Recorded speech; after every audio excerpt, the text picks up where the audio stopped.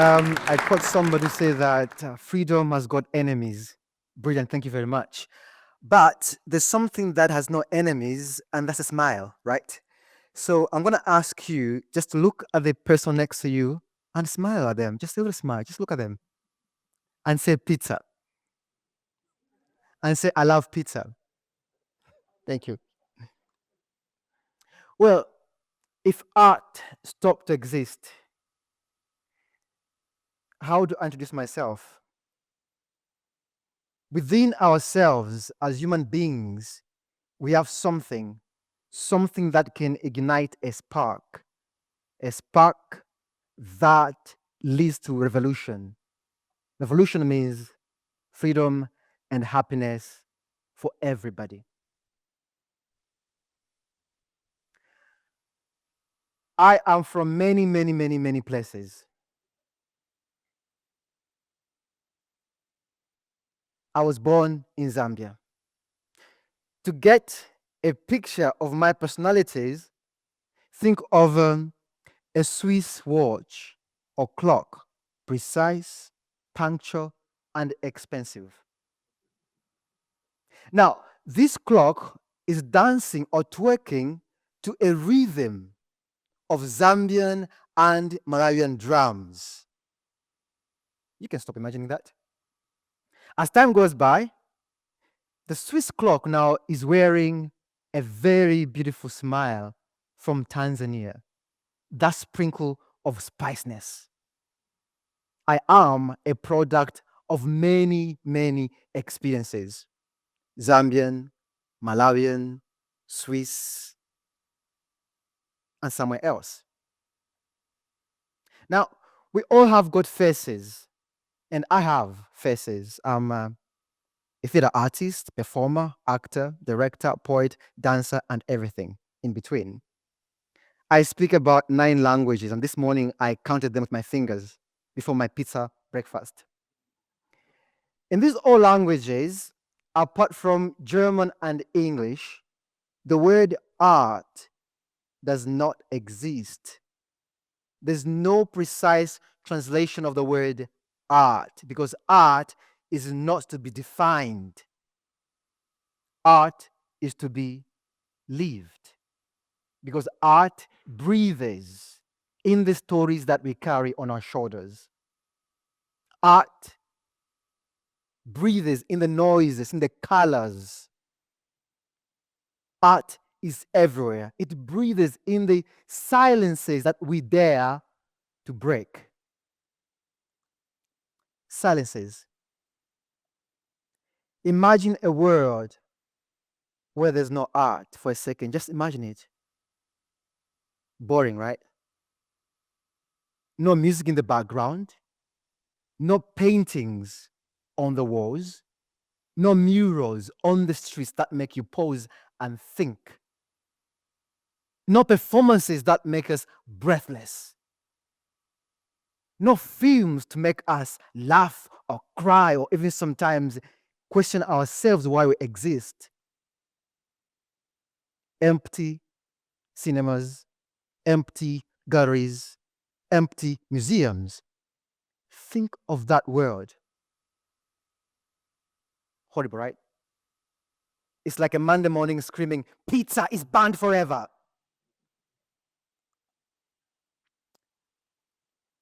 We live in a world which is politically polarized.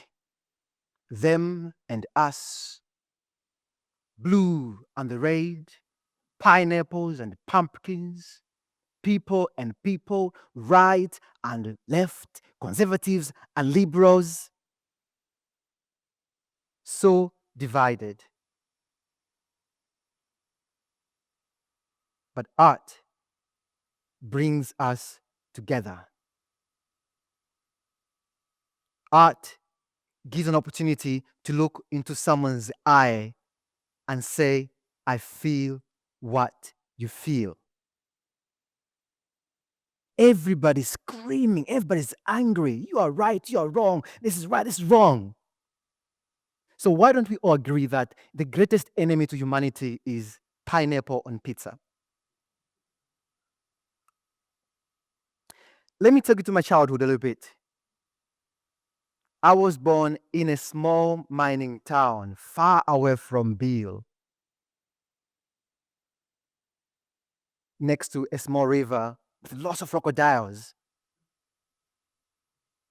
It was a place where the world met in a small, tiny corner, a melting place of faces, of people, of noises, of languages, of culture, of everything.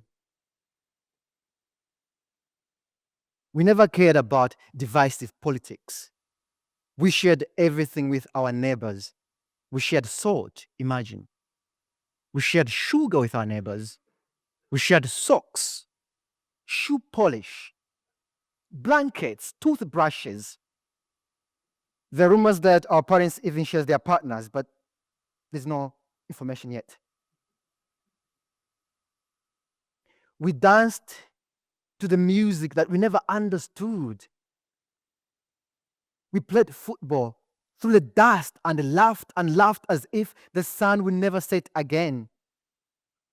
And today I am melting in a Swiss jacuzzi full of fondue. Then I find myself smiling at where I come from. With my friends in Bern, we are also smiling and laughing at where we are.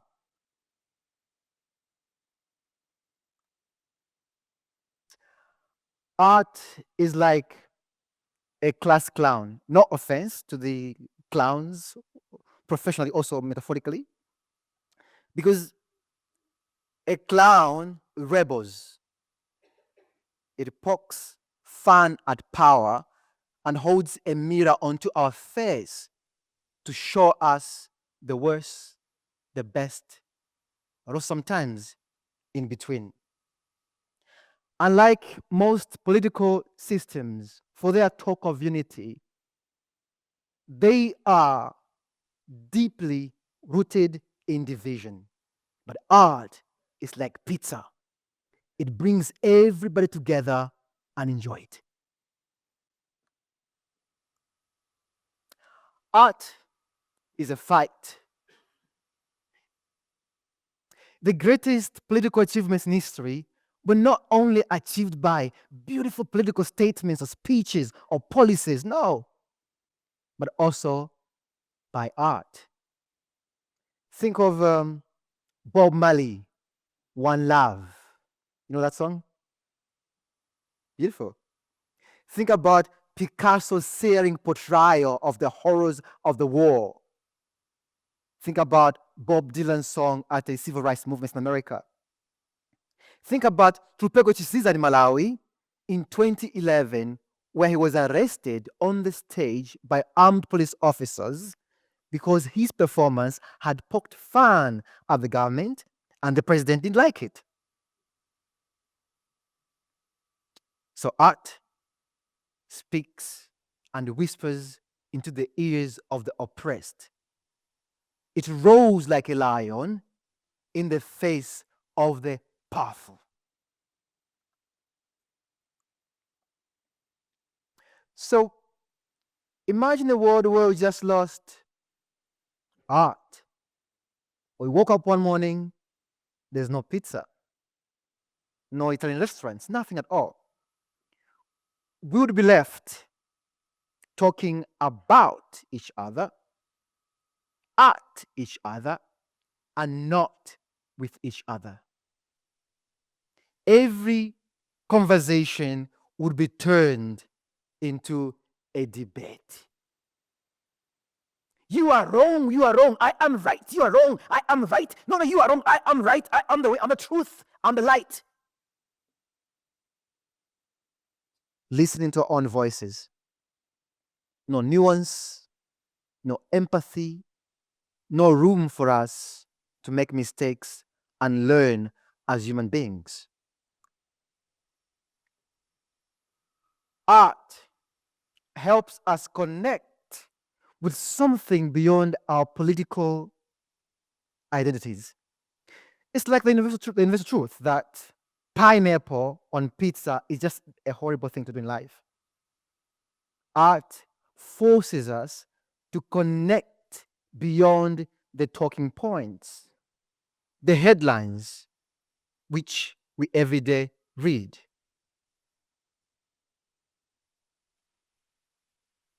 Art asks for your understanding, for you to be there in a moment. Art is a reminder that the world is more complex and more beautiful. Art allows us to turn these debates into something humanly meaningful. So, why don't we all sit down, make a collective fire, a big fire, and make a huge pizza? No pineapples, please. And then listen to individual stories, because art does not ask you to agree. Art asks you to be there, to smell, to feel, to listen, to critique, to breathe, to understand. And I know that sometimes understanding is not something very easy. When we are confronted with facts or forms of art that we're not used to, the reaction is automatically rejection. No, no, no, no, no, no, no, no, no, no. I'm not on that side. No, no, no, that's not for me. No, no, thank you very much. Thank you. Of course, Thomas. Art challenges us. So if art stops, then we stop to challenge ourselves. We stay stagnant and adherent to our small self boxes, therefore denying ourselves a chance to grow as human beings.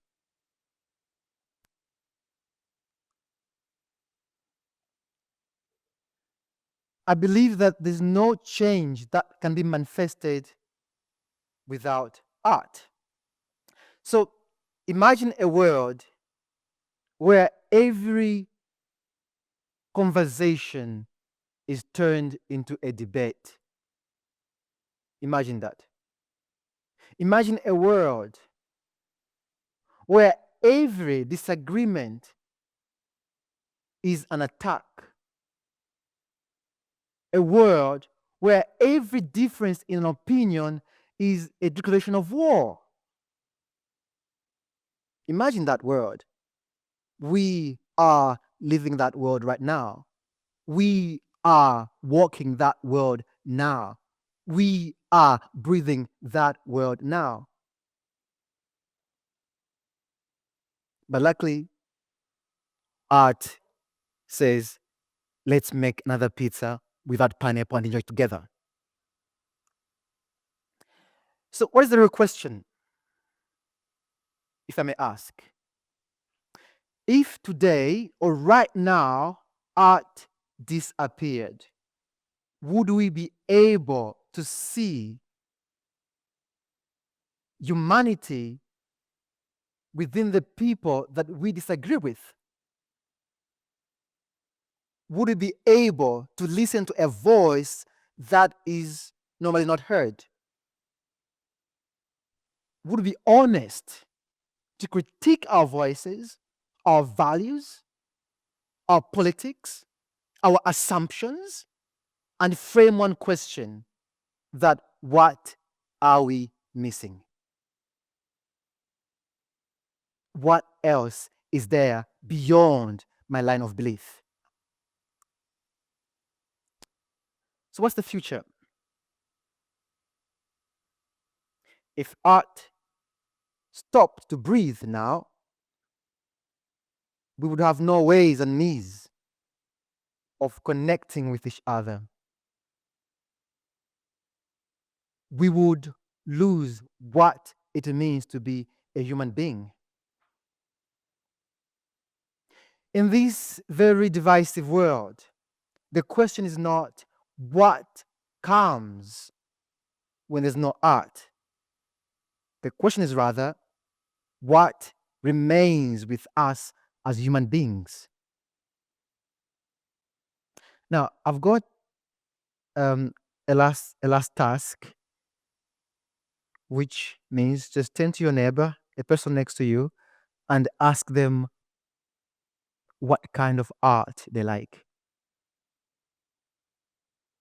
They can also answer during the break. Next task, ask them if they would imagine a world without pizza. Finally, for me, art is not a discipline or to be defined or to be consumed in that way. It is a heartbeat amongst ourselves. And I'm speaking now, I can hear that heartbeat in the audience